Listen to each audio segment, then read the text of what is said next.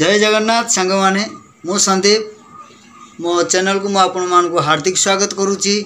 आज आपण मान बहुत सुंदर भिडटे आनी दैनंदिन जीवन दिनचर्या कौन आपण मैंने निश्चय देखु भिडटी बहुत किसी जानवे आ बहुत किसी शिखबार अच्छी। निश्चित भाव में मुझे आशा करुच्ची आपण मानक भिडटी भल लगे ताले आपण भिडटी आरंभ शेष पर्यंत देखु आउ वीडियो को एंजॉय करंतु। जय जगन्नाथ। आसंतु जानिबा जैविक घड़ी उपरे आधारित दिनचर्या।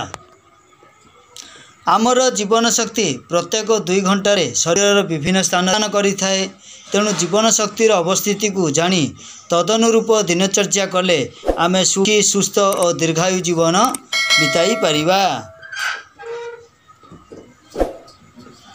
प्रातः 3 ठारू 5टा होची फुसफुस। ब्रह्म मुहूर्त रे रहुथिबा उठुथिबा व्यक्ति बुद्धिमान और उत्साही होती। यही समय रे अल्प उषुम पानी पी खोला पवन रे बुलिबा उचित। दीर्घ निश्वास तथा प्राणायाम करिबा निश्चित भाव में उचित। आपण माने निश्चित करंतु। प्रातः 5टारू 7टा बृहतंत्र। जो माने एही समय रे सोई रहंती मल विसर्जन करंती नहीं सेमानकु कोष्ठकाठिन्य तथा अन्य रोग हुए। तेणु प्रातः जागरण ठारू सकाळ 7टा मध्य मलत्याग निश्चित भाव में करनेबा उचित। सकाळ 7टारू 9टा आमाशय बा जठर।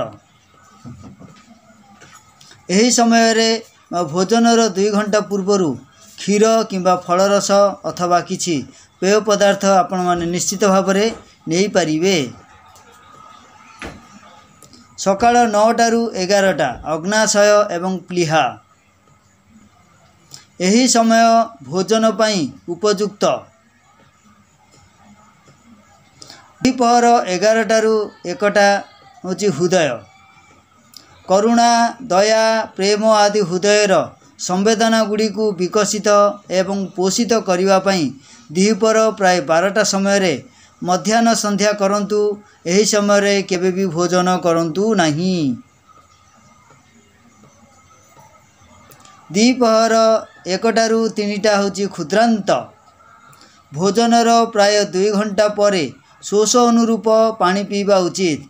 यही समय रे भोजन करिबा बा सोइबा द्वारा पोषक आहार रस शोषण रे अवरोध सृष्टि और शरीर दुर्बल मध्य होई जाए। द्विपहर 3टारू 5टा होची मूत्राशय। 2 ରୁ 4 घंटा पूर्वरु पीथिबा पानी द्वारा यही समय मूत्र त्यागर प्रवृत्ति अटे। संध्या 5टा ठारू 7टा होची किडनी।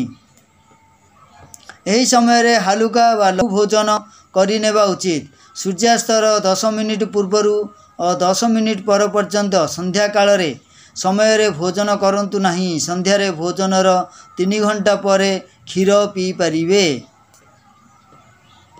रात्रि 7टारू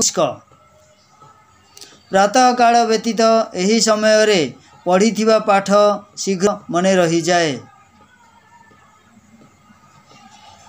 रात्रि 9टारू 11टा मेरु हाड़े थिबा मेरु रज्जु।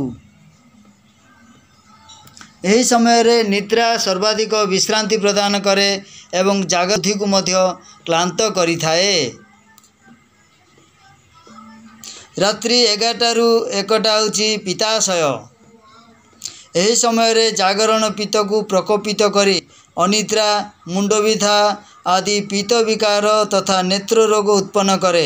यही समय रे जागृत रहिले वृद्धावस्था शीघ्र आसीबार संभावना थाए। रात्रि 1टारू 3टा होची जकृत। यही समय रे शरीर को गभीर निद्रा आवश्यक होई थाए। यह पूर्ति न कले पाचन तंत्र खराब होबार यथेष्ट संभावना थाए।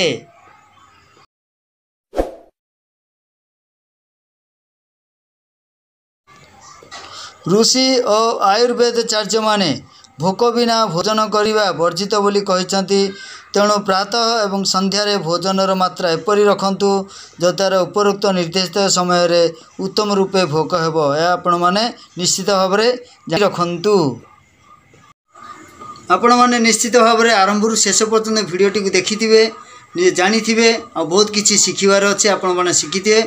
मु आशा करुँची आपण मानक निश्चित भाव में भिडटी भल लगी जदि वीडियो भल लगी ताहले निश्चित भाव में लाइक कमेंट शेयर करूँ आ मो चैनल को सब्सक्राइब करूँ बेल आइकन बटन को निश्चित भाव में क्लिक करूँ। ताले देखा आगामी वीडियो रे सेत पर्यटन मत विदाय दिंतु। जय जगन्नाथ, जय सीताराम, बाय बाय, टाटा।